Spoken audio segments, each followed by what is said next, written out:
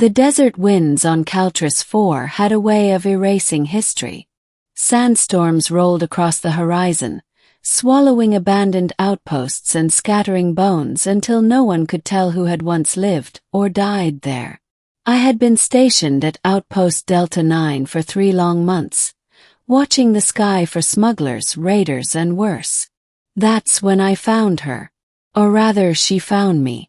It was late one night, the outpost sensors shrieking about unauthorized movement near the old mining tunnels. At first, I thought it was another scavenger, desperate enough to risk the collapsing shafts. But when I brought my light down into the pit, I saw something else. A woman or something close to it. Her limbs were long, jointed in ways that made her gait unsettling yet graceful. Chains of alien alloy bound her wrists and ankles, glowing faintly with runic inscriptions. Her skin shimmered silver blue under the light, bruised and scarred from captivity. Her eyes, bright molten amber, snapped open when my light hit her. She didn't beg. She didn't cry. She only stared at me like I was a question she wasn't sure how to answer. "Who put you here?"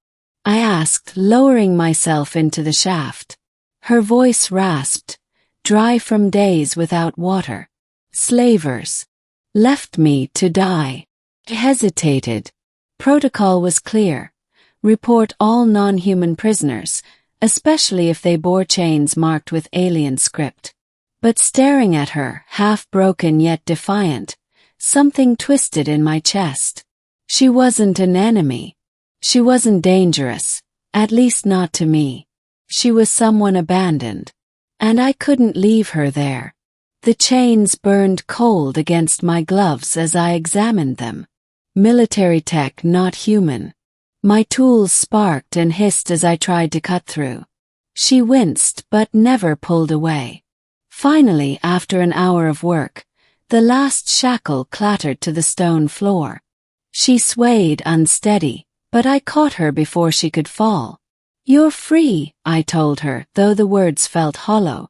Freedom meant little in a galaxy where slavery and war were everyday currency.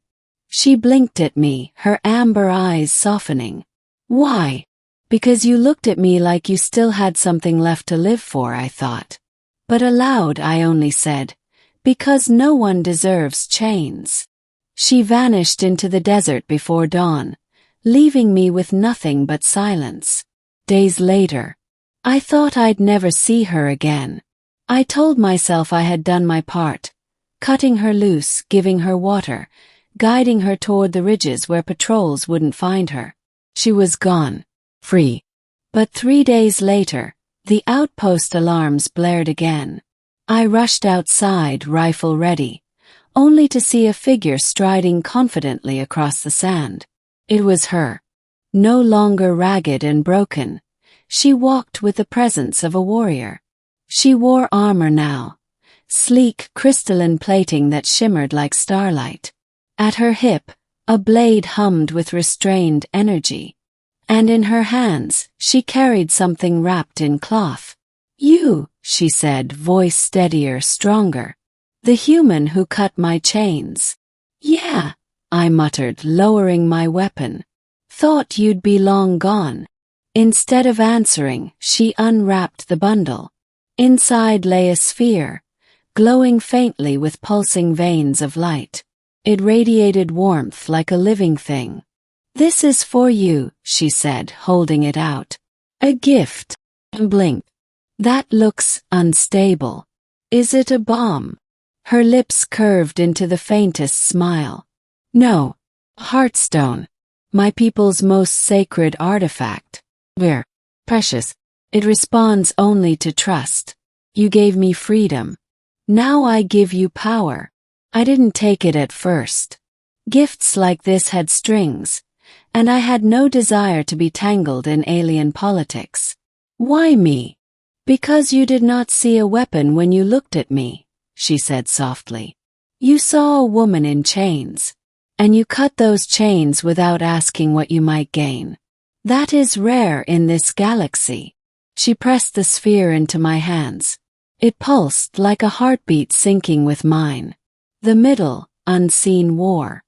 Her name was Serenia, a warrior of the Veari, a people nearly wiped out by slavers and syndicates. The chains I'd cut had been meant to suppress her strength, to break her will. Instead, she had endured until I stumbled across her. The Heartstone was more than just a relic. It was a living fragment of her people's ancient technology, a crystalline core capable of powering weapons, healing wounds, or shielding entire structures.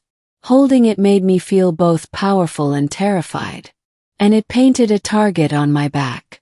3 nights after Serenia's return, the slavers came.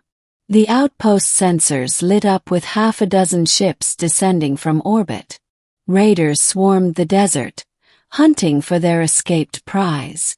I barely had time to trigger the defenses before explosions rocked the perimeter. Serenia stood beside me, her armor gleaming in the firelight. "They come for me. And for what I gave you." I gritted my teeth. "Then we give them nothing but hell." The first wave crashed against our defenses. I fought with rifle and grit, but Serenia fought like a storm given flesh. Her blade cut through armored raiders, her movements fluid and unrelenting. For every one I dropped, she felled 5. Still, the enemy pressed harder. Ships circled overhead, cannons primed. We couldn't hold forever. Then the Heartstone pulsed in my hand. I didn't know how, but I knew what to do. I set it against the outpost's failing shield generator. The stone melted into the machinery, fusing with wires and conduits. Suddenly, a barrier of shimmering light erupted around us, deflecting the incoming bombardment. Serenia's eyes widened. "It has chosen you." The battle turned. Raiders fled, their weapons useless against the barrier, their courage broken by Serenia's fury. By dawn, the sand was littered with wreckage and bodies. But victory came with a cost. The outpost was in ruins. And I knew command would soon descend, demanding explanations, confiscating the Heartstone, interrogating Serenia. She looked at me across the smoking battlefield. "If you stay, they will strip this from you. From us. You must choose." The ending, the choice. I had been a soldier my whole adult life. Orders, regulations, loyalty to command. Those were the chains I wore, even if they weren't visible. But looking at Serenia, I realized something. I didn't cut her chains just to see her bound by mine. So I made my choice. When the recall signal came, I ignored it. Instead, I packed what little I had left. Rations, gear, a patched-up rifle. Serenia stood at the ridge, watching me. "You are leaving your kind?" she asked. "Not leaving," I said, adjusting the pack on my shoulders. "Just choosing something different. Maybe something better." Her amber eyes softened again, the same way they had in that pit. "Then you are not just a soldier. You are free." We left the outpost behind, walking side by side into the desert. The Heartstone pulsed faintly between us, no longer just a gift, but a bond. I didn't know what lay ahead, war, exile, or something stranger. But I knew one thing. The day I unchained her, I thought I was freeing an alien woman. In truth, she had come back days later to free me.